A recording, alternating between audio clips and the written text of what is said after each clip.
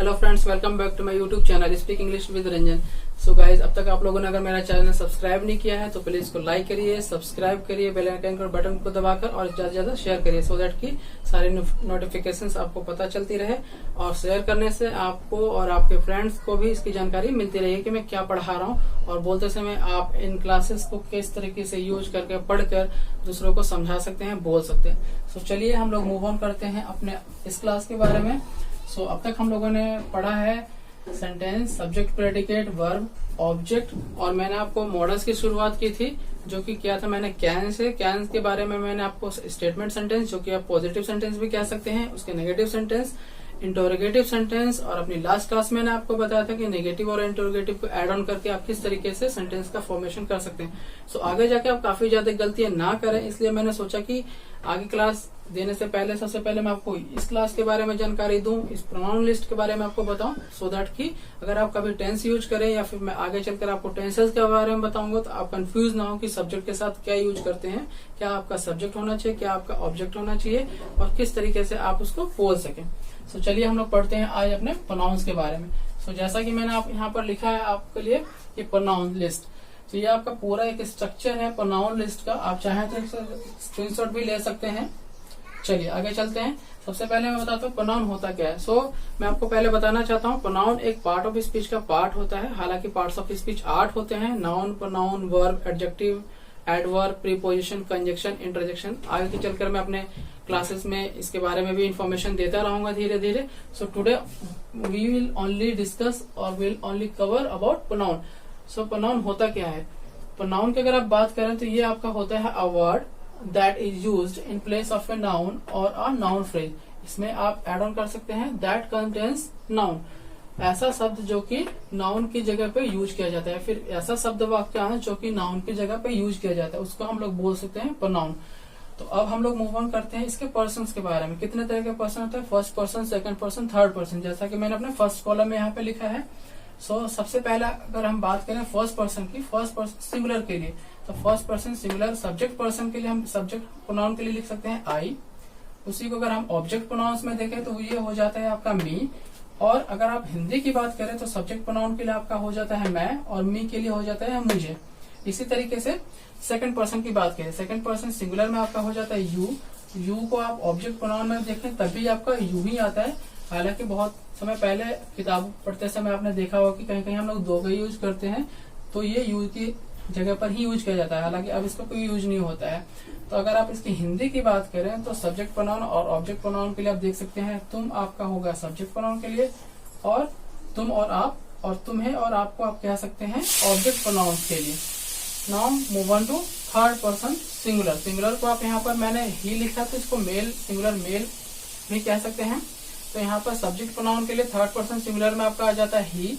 उसी को आप ऑब्जेक्ट प्रोनाउन में बोले तो ये आपका हो जाएगा हिम।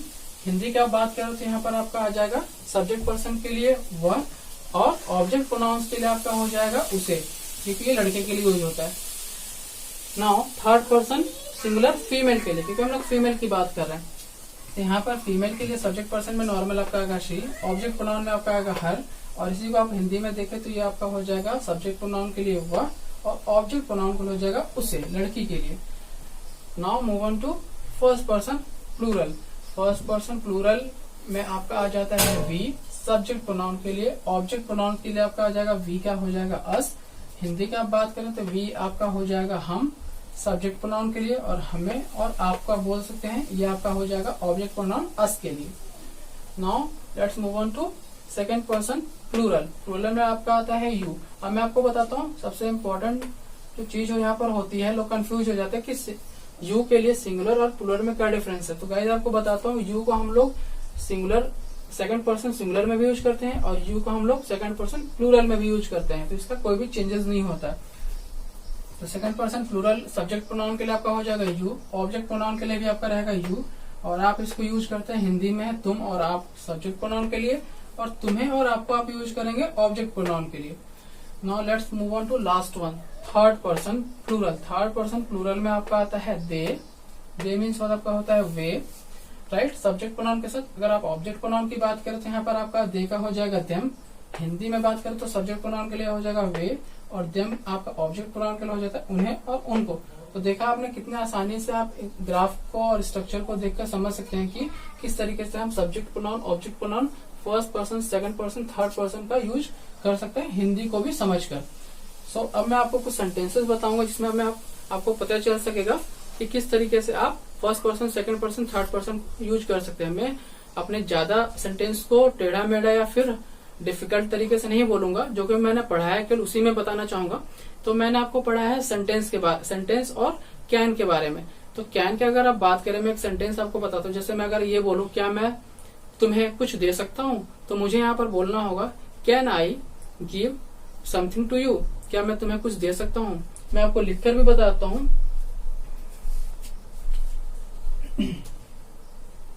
एक चीज और गाइस, सबसे पहले आपको मैं बताता हूँ, जो हमारा प्रोनाउन होता है, प्रोनाउंस आपके 5 तरह के होते हैं। यहाँ पर जिसको आगे चलकर हम लोग क्लियर भी करेंगे। यहाँ पर अभी फिलहाल मैंने आपको 2 बताया। सबसे पहला सब्जेक्ट प्रोनाउन, ऑब्जेक्ट प्रोनाउन। एक आपका है पॉजिटिव एडजेक्टिव, फोर्थ वन है आपका पॉजिटिव प्रोनाउंस, और लास्ट वन है आपका रिफ्लेक्सिव प्रोनाउन। अगर मैं केवल एक एग्जांपल के तौर पे बताता हूँ, फर्स्ट पर्सन सिंगुलर आई के बारे में बात करूँ तो सब्जेक्ट प्रोनाउन में आपका आता है आई, ऑब्जेक्ट प्रोनाउन में आपका आता है मी। अगर अब मैं पॉजिटिव एडजेक्टिव की बात करूँ आई के लिए, तो यहाँ पर आपको लिखना होगा माई। पॉजिटिव प्रोनाउंस की बात करें तो आपको इसको लिखना होगा माइन, और रिफ्लेक्सिव प्रोनाउंस की बात करें तो आपको इसको लिखना होगा माई सेल्फ। इस तरीके से देखा कि आई को हम लोग किस किस तरीके से सेंटेंस को बोलते समय, लिखते समय या फिर उसको पढ़ते समय समझ सकते हैं। I, me, my, mine, myself. So today we have covered only I, me और उसकी हिंदी की क्या होती है। सो अब मैं आपको कुछ सेंटेंसेस बनाकर बताता हूँ कि उसको सेंटेंस को हम लोग बनाकर लिखते समय कैसे ध्यान रख सकते हैं कि हम प्रोनाउन का यूज। अब मैं अगर आपके लिए एक सेंटेंस लिखूं, क्या वह मुझे